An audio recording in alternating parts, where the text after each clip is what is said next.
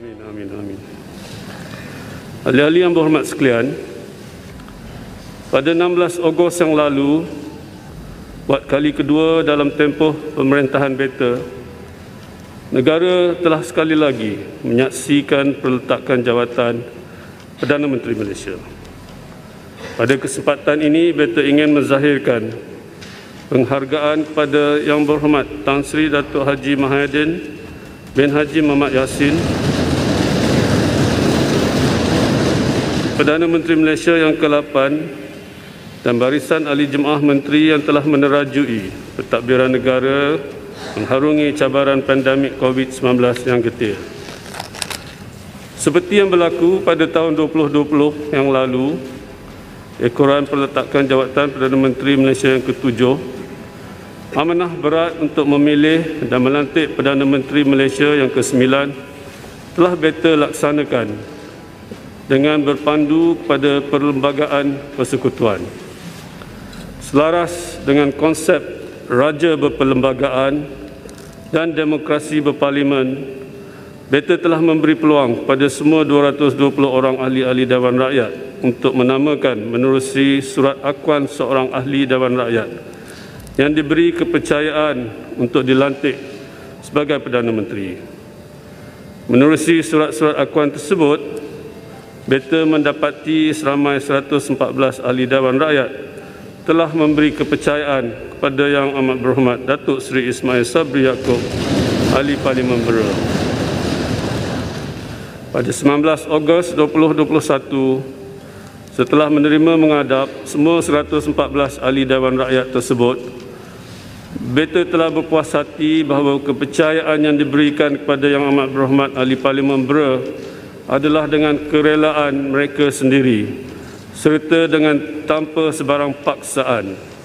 Jumlah ini adalah merupakan jumlah majoriti yang mencukupi untuk membentuk kerajaan. Justru selaras dengan perkara 40/2/A dan perkara 43/2/A Perlembagaan Persekutuan, beta telah berkenan untuk melantik Yang Amat Berhormat Datuk Seri Ismail Sabri bin Yaakob sebagai Perdana Menteri Malaysia yang ke-9.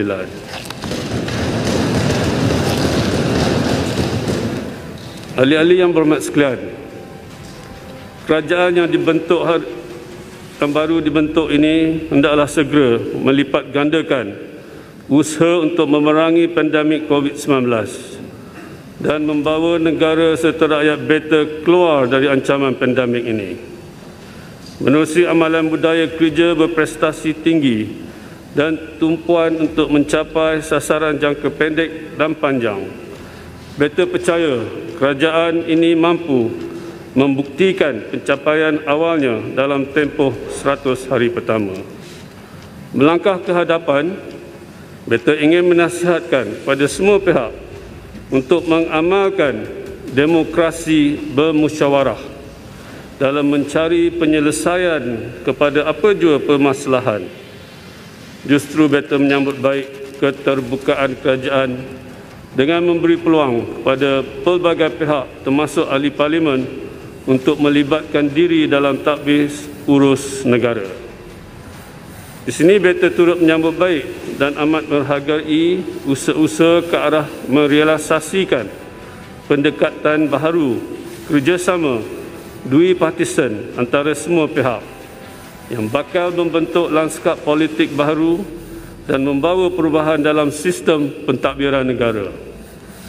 Kematangan seperti inilah yang didambakan oleh seluruh rakyat beta. Ambillah nasihat pepatah Melayu lama yang berbunyi, biduk lalu kiambang bertaut.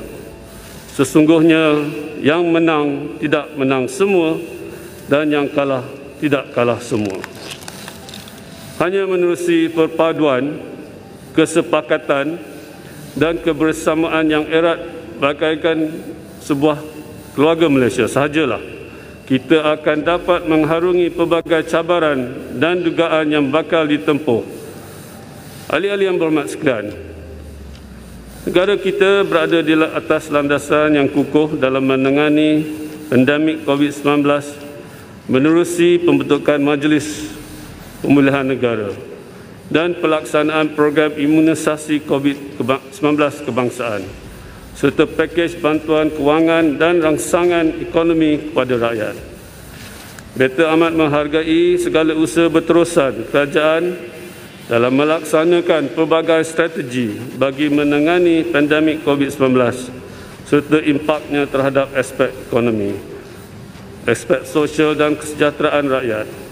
Manakala peratus kes sembuh COVID-19 di negara kita adalah tinggi dan majoriti kes baru pula adalah tergolong dalam kategori 1 dan 2. Malahan, negara kita adalah antara negara dengan kadar vaksinasi terpantas di dunia. Pencapaian tersebut sudah pasti merupakan hasil daripada kejayaan program imunisasi COVID-19 kebangsaan dan program imunisasi industri COVID-19 kerjasama awam swasta. Kini, hampir 75% pekerja sektor pembuatan yang berdaftar dengan program imunisasi industri telah menerima vaksinasi lengkap dan telah membantu meningkatkan produktiviti di sektor pengilangan dan pembuatan. Di sebalik kejayaan ini, beta menyuruh supaya kita jangan cepat terleka dan berpuas hati. Usaha hendaklah diteruskan bagi mengekang penularan jangkitan terutamanya dengan kemunculan pelbagai varian baru. Kerajaan hendaklah terus berusaha untuk menurunkan kes jangkitan harian COVID-19 dan mencapai imuniti kelompok dengan seberapa segera. Menyedari hakikat tersebut, strategi whole of society effort perlu dipergiatkan dengan naratif komunikasi yang berkesan. Beta mengalu-alukan usaha kerajaan dalam memperkasa Agenda Nasional Malaysia Sihat dalam mendidik keluarga Malaysia untuk hidup bersama virus ini. Menerusi pendekatan ini, rakyat akan berasa yakin untuk menerima dan menyesuaikan diri dengan senario COVID-19 sebagai endemik yang bersifat kekal dan menjadi sebahagian daripada kehidupan kita. Dalam kita menerima COVID-19 sebagai sebahagian daripada kehidupan, seluruh rakyat hendaklah sedar akan bahayanya virus ini, khususnya varian baru dan juga kemungkinan munculnya pelbagai varian lain di masa akan hadapan. Justru rakyat masih lagi perlu untuk sentiasa menjaga kesihatan diri, mengambil langkah berjaga-jaga dan kekal berdisiplin mematuhi prosedur operasi standard pada sebilang masa. Lebih utama, rakyat hendaklah menentukan diri mereka divaksinasikan. Kerajaan juga hendaklah memperkemaskan dasar berhubung kemasukan dan pemberian visa kepada warga asing agar penularan varian baru dapat dikawal. Dan pada masa yang sama, kawalan sempadan negara perlu sebilang masa diketatkan bagi membendung kemasukan pendatang asing tanpa izin. Ahli-ahli yang berhormat sekalian, kerajaan telah melaksanakan pelbagai pakej rangsangan dan pemulihan ekonomi demi kesejahteraan rakyat yang bernilai RM530 bilion. Di samping itu, belanjawan bagi tahun 2021 adalah belanjawan terbesar dengan peruntukan sebanyak RM322.5 bilion. Beta menyambut baik komitmen kerajaan dalam memacu pertumbuhan prestasi ekonomi negara agar lebih lestari, lebih mampan dan berdaya saing, khususnya dalam pengukuhan sektor perdagangan dan pelaburan. Daripada keseluruhan RM107 bilion pelaburan yang diluluskan, kerajaan telah memperoleh hampir RM40 bilion nilai pelaburan dari 3 misi perdagangan dan pelaburan bagi tempoh 6 bulan pertama tahun 2021. Selain itu, jumlah dagangan negara telah mencapai RM1 trilion dalam tempoh 6 bulan pertama pada tahun ini.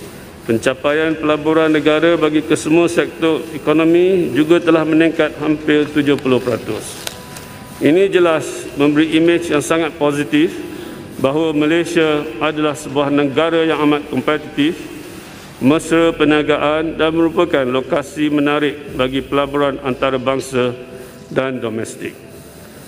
Beta juga bersyukur kerana keluaran dalam negeri kasar pada suku kedua tahun ini telah berkembang sebanyak 16.1%.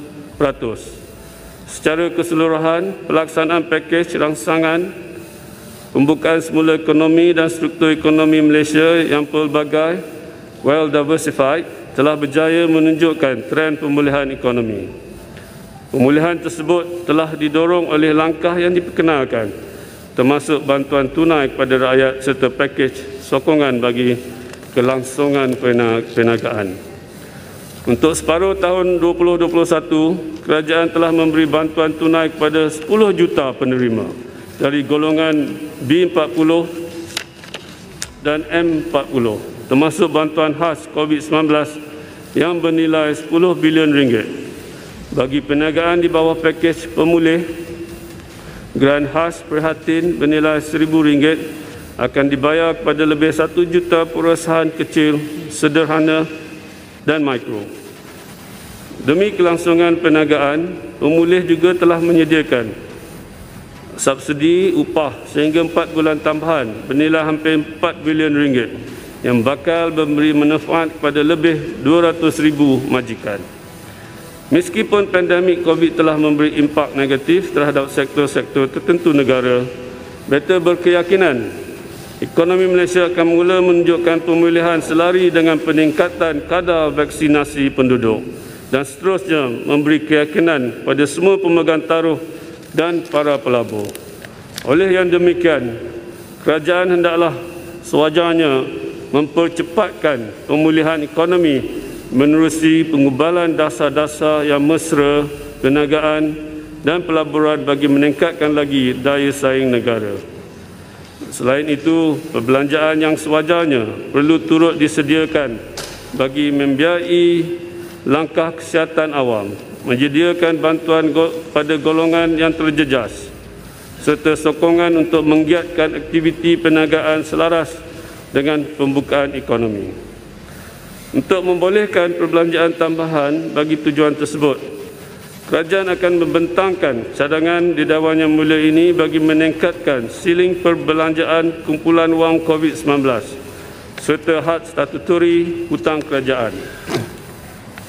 Peningkatan daya saing negara juga perlu difokuskan terhadap usaha menambah baik ekosistem serta persekitaran perniagaan bagi meneroka penciptaan kekayaan baru dan menambah nilai terutamanya oleh perusahaan mikro, kecil dan sederhana.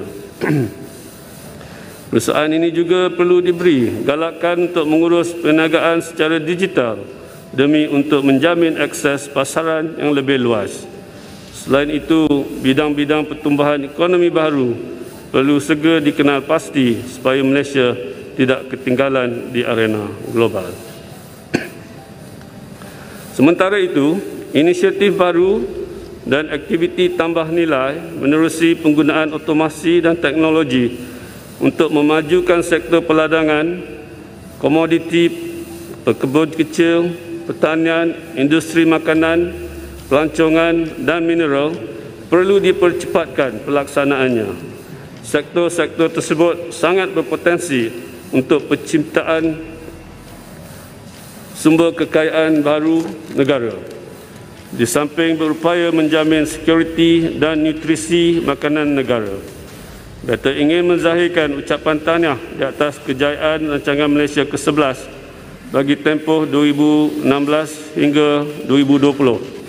Dalam sesi parlimen ini, kerajaan akan membentang pula rancangan Malaysia ke-12 bagi tempoh 2021 hingga 2025. Rancangan ini bakal memperkenalkan beberapa pembaharuan dasar dan transformasi struktur untuk membawa pembangunan negara pada asas yang lebih kukuh dalam tempoh 5 tahun akan datang bagi merealisasi semangat keluarga Malaysia dan mencapai matlamat Malaysia makmur, inklusif dan mampan. Dasar jangka sederhana dan panjang akan turut diperkenalkan bagi menangani isu-isu kesihatan, keselamatan, kemiskinan, kehilangan, pekerjaan dan kelangsungan perniagaan, di samping melonjakkan pertumbuhan ekonomi bagi mencapai status negara berpendapatan tinggi. Beta berkeyakinan pembangunan negara dan taraf hidup rakyat akan terus meningkat serta jurang pembangunan antara wilayah dan negeri, khususnya Sabah dan Sarawak, akan dapat dirapatkan, insya-Allah. Ahli-ahli yang berhormat sekalian, sesungguhnya beta amat prihatin dengan nasib rakyat beta yang telah terkesan kurang daripada pelaksanaan pelbagai langkah-langkah tertentu oleh kerajaan dalam usaha untuk membendung pandemik COVID-19. Di sini, beta menyeru kepada ahli-ahli yang berhormat dan semua agensi kerajaan yang berkaitan untuk bertindak lebih proaktif dengan turun padang untuk meninjau dan menyelami isu-isu rakyat dari dekat serta memantau pencapaian program-program yang telah diumumkan. Program jaringan keselamatan sosial seperti inisiatif Wilayah Cakna, Wilayah Bebas Berniaga dan program usahawan anak muda kota yang berupaya untuk meringankan bebanan warga kota hendaklah terus diberi tumpuan. Pada masa yang sama, program pembangunan luar bandar hendaklah terus ditingkatkan dan diperkasakan. Dan ketika ini sejumlah 7.6 juta warga negara adalah merupakan penduduk luar bandar, termasuklah 198,015 orang penduduk orang asli. Kerajaan hendaklah menentukan plan strategik pembangunan luar bandar dalam rancangan Malaysia ke-12 yang meliputi infrastruktur, ekonomi, keusahawanan, modal insan dan sistem penyampaian dapat dilaksanakan bagi meningkatkan taraf hidup masyarakat luar bandar. Inisiatif untuk membantu masyarakat luar bandar dalam menghadapi pandemik COVID-19 juga wajar diteruskan bagi meringankan bebanan mereka. Kerajaan juga hendaklah memberi tumpuan dalam penyediaan infrastruktur perkhidmatan jalur lebar ke seluruh negara bagi pembentukan ekosistem digital yang lebih baik. Usaha ini kelak bakal mendorong transformasi sistem penyampaian kerajaan, membantu pertumbuhan ekonomi serta meningkat keupayaan perniagaan perusahaan kecil dan sederhana. Persekitaran mesra digital serta penggunaan otomasi dan teknologi tinggi boleh menjadi pemangkin kepada negara untuk beralih daripada industri berintensifkan buruh kos rendah pada industri berteknologi tinggi.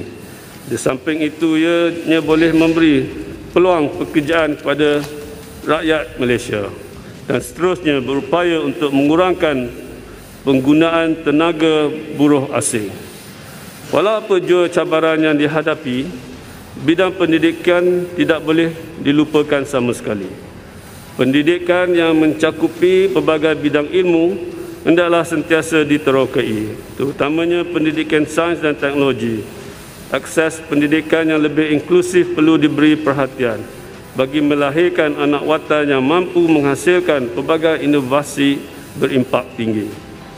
Manakala pendidikan akhlak dan kerohanian turut wajar diberi tumpuan demi untuk membendung pelbagai agenda negatif dan menyimpang dari tata susila masyarakat. Pendidikan pasca pandemik COVID-19 memerlukan rancangan jangka masa panjang yang mampan dan telus serta bersifat holistik dan komprehensif. Formula plan pendidikan pasca pandemik yang tuntas memerlukan penlibatan dan kerjasama dari semua pemegang taruh merentasi politik, ideologi dan kepakaran. Aspek pertahanan dan keselamatan termasuk keselamatan cyber turut berkait rapat dengan kesejahteraan rakyat beta. Agensi-agensi yang bertanggungjawab terhadap pertahanan dan keselamatan negara hendaklah sentiasa bersiap siaga pada sebilang masa dan terus meningkatkan keupayaan masing-masing. Sebarang bentuk tindakan yang cuba mencabar kedaulatan negara hendaklah segera ditangani agar Malaysia kekal sebagai sebuah negara yang aman lagi berdaulat. Beta turut menyokong peranan aktif Malaysia serta pendekatan pragmatik yang diambil oleh kerajaan dalam bidang diplomasi yang akhirnya telah meningkatkan imej dan reputasi negara di persada antarabangsa. Ini dapat dilihat menerusi pelbagai bantuan vaksin yang telah diterima daripada negara-negara lain. Justru, beta ingin menzahirkan ucapan terima kasih kepada kerajaan United Kingdom, Amerika Syarikat, Jepun, Arab Saudi, Republik Rakyat China dan Emirat Arab Bersatu atas sumbangan vaksin tersebut. Beta juga menyambut baik langkah kerajaan dalam menggalakkan amalan takbir urus yang baik berteraskan integriti. Menerusi amalan ini, sebuah sistem pemerintahan dan pentadbiran yang berintegriti, telus dan cekap akan menjadi kenyataan. Oleh yang demikian, adalah amat bertepatan bagi Pelan Anti Rasuah Nasional dan Pelan Anti Rasuah Organisasi untuk terus didukung bagi mencapai aspirasi rakyat beta untuk hidup dalam sebuah negara yang bebas rasuah dan bebas dan berintegriti. Ahli yang berhormat, beta bersyukur kehadrat Allah Subhanahu Wa Taala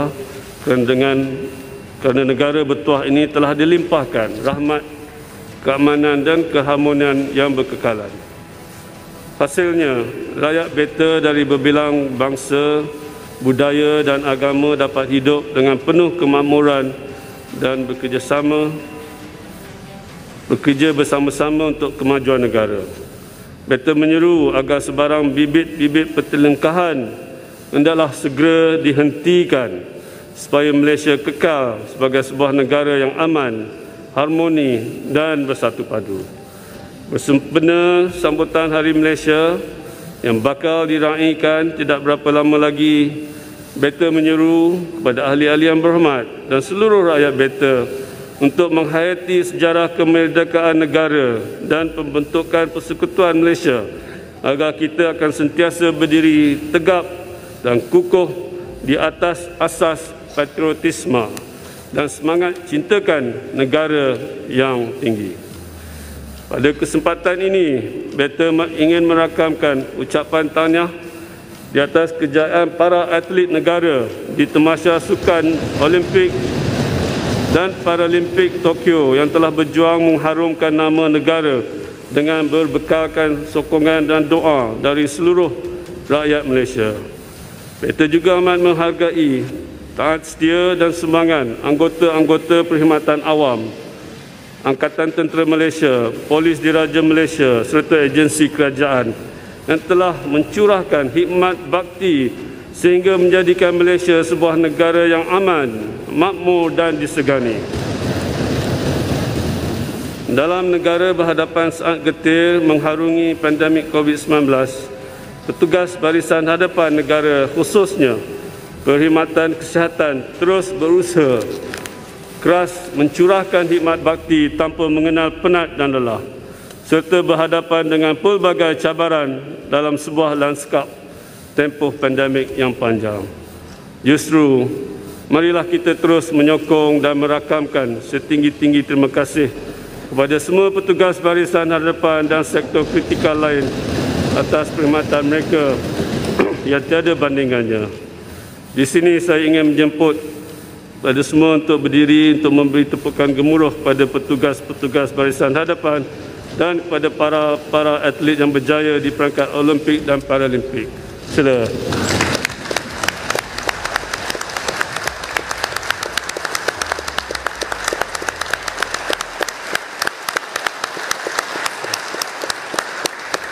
Terima kasih. Ahli-ahli yang berhormat, setelah lebih setahun berlalu, negara masih lagi belum bebas penuhnya daripada pandemik COVID-19. Negara dan rakyat beta telah terlalu lama dibelenggu dengan masa hadapan yang kelam, bergelut dengan isu kesihatan dan juga kemurungan ekonomi. Terlalu ramai rakyat beta yang terkesan dengan penularan pandemik ini, dan terlalu ramai juga rakyat beta yang telah kehilangan sumber rezeki. Ratusan pucuk surat telah beta terima dari rakyat beta yang merintih penuh duka dengan 1000 harapan agar sinar perubahan dapat mereka kecapi dengan segera bagi meneruskan kehidupan seharian seperti biasa. Nasihat beta kepada semua ahli-ahli yang berhormat, jangan sama sekali meletakkan masa depan negara dan rakyat beta sebagai taruhan dalam percaturan untuk mencapai agenda tertentu. Justru ingin beta menyerukan kepada ahli-ahli yang berhormat sekalian untuk mengembalikan fokus pada usaha memerangi pandemik COVID-19 ini serta membawa kembali sinar kepada rakyat beta dan negara tanah tumpahnya darah kita. Semoga Malaysia serta rakyat yang beta kasihi akan terus diberkati dan dianugerahkan oleh Allah SWT dengan taufik dan hidayah, aman sentosa serta hidup bersatu padu di bawah lindungan. Di sini izinkan beta untuk mengakhiri titah ini menerusi 3 buah rangkap pantun sebagai pesanan tulus ikhlas beta untuk ahli-ahli yang berhormat sekalian. Dari Segamat ke Kota Tinggi, hajat mulanya ke Kuala Pahang. Kepada yang berhormat, ikhlaslah berbakti, tidaklah rakyat gusar dan bimbang. Kalau memandang langit yang tinggi, jangan lupa rumput di bawah. Bekerjalah yang berhormat sepenuh hati, mentabakkan negara kembali bermaruah.